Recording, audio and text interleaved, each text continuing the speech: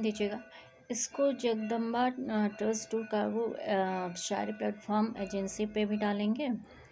और Jagdamba trust tour cargo agency ये इस नाम से यूट्यूब चैनल है जो पूरा शायरी के लिए ही है। और देखिए हम बहुत ज़्यादा मतलब एक्स्ट्रा नहीं बोलते हैं और ना ही हम बहुत ज़्यादा औकात से बड़ा कोई सपना देखते हैं। जो चीज़ औकात से थोड़ा कम हो वही देखते हैं। 10,000 शायरी है और चूँकि हम एक दिन में 100 शायरी भी लिख सकते हैं अगर मेरा मूड किया तो। हम 10-10 तो कविताएं बड़ी बड़ी लिख जाते हैं। तो ये अब मेरा हेल्थ सही नहीं रहता और बिज़नेस के थोड़े टेंशन्स हैं, थोड़ा फैमिली एडॉप्शन वगैरह का टेंशन है, सोशल इश्यूज़ हैं, बहुत सारी चीज़ें भी हैं। तो इस वजह से थोड़ा डिस्टर्ब हो सकता है। तो 2-3 एक दिन में 2, एक दिन में 3, एक दिन में 4 लिखें तो भी 365 दिन में मेरा 2, अगर 2 भी लिखे तो 600 या 1000 मेरा हो जाएगा। तो नहीं, अगर 2029 तक 10,000 होगा तो भी मेरे शायरी 5,000 तो हो ही जाएगी। कोशिश रहेगी अगर 4 होगा तो 10, 4 हो जाएगा, 5 होगा, 10 होगा तो 10,000 हो जाएगी, कोई दिक्कत नहीं है। तो आज हम टेरेस गार्डन में बैठे थे तो लिखे थे। और देखिए हम ये भी गलत नहीं सोचे थे कि अगर आप मेरे अच्छे ऑडियंस मिलते हैं और इसके 10 लाख, 20 लाख, 1 करोड़, 2 करोड़ जैसे लोगों के अदर सब्सक्राइबर्स हैं, उनको पसंद आता है, ये कोई बहुत बड़ी बात नहीं है, पसंद की बात है। तो अगर पसंद आती है तो मेरा 1400 वीडियोज़ हैं, सारे वीडियोज़ उनको पसंद आएंगी। तो ये अब तक का मतलब कुछ बिलियन का ये अकाउंट बन चुका है, क्योंकि शायरियाँ तो कॉपीराइट कॉपीराइट प्रॉपर्टी है, इंटेलेक्चुअल प्रॉपर्टी। तो ये भी कोई अगर जो इस मेरे बात से समर्थन करते हैं, जो फालतू वीडियोस के व्यूज़ देखते होंगे जिनमें केवल छिछोरापन या फालतू चीज़ें होती हैं, उनके भी 2-2 करोड़ से ज़्यादा व्यूज़ रहते हैं।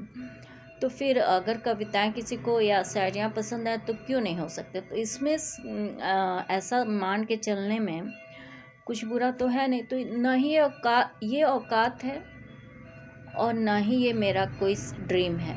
ये हमारा ईश्वर के द्वारा प्रदत्त जो अपना शब्दों को बयान करने का, माता सरस्वती से हम हर सरस्वती पूजा को यही कहते हैं कि हम जब तक जिंदा रहें मेरा पेन और कलम चलती रहे, ताकि मेरा दिमाग एक्टिव रहे। क्यों नहीं तो उसमें स्थिरता आ जाएगी तो ख़त्म हो जाएंगे।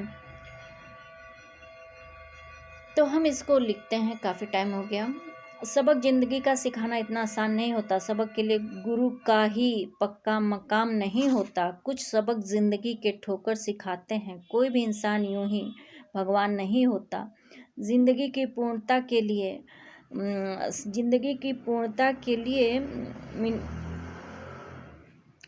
समय के आग में जलना होता है के लिए कभी कभी हम अपनी ही लिखी हुई चीज़ नहीं पढ़ पाते। ज़िंदगी की पूर्णता के लिए समय की आग में जलना होता है। एक्चुअली हम टेरेस गार्डन पे थे ना, तो लैट्रिन में हम पोस्ट किए हुए हैं, जलना होता है। ज़िंदगी का गुजरा पल हर किसी के लिए आसान नहीं होता। सबक ज़िंदगी का सिखाना इतना आसान नहीं होता। सबक ज़िंदगी का सिखाना इतना आसान है, सीखना या सिखाना दोनों इतना आसान नहीं होता।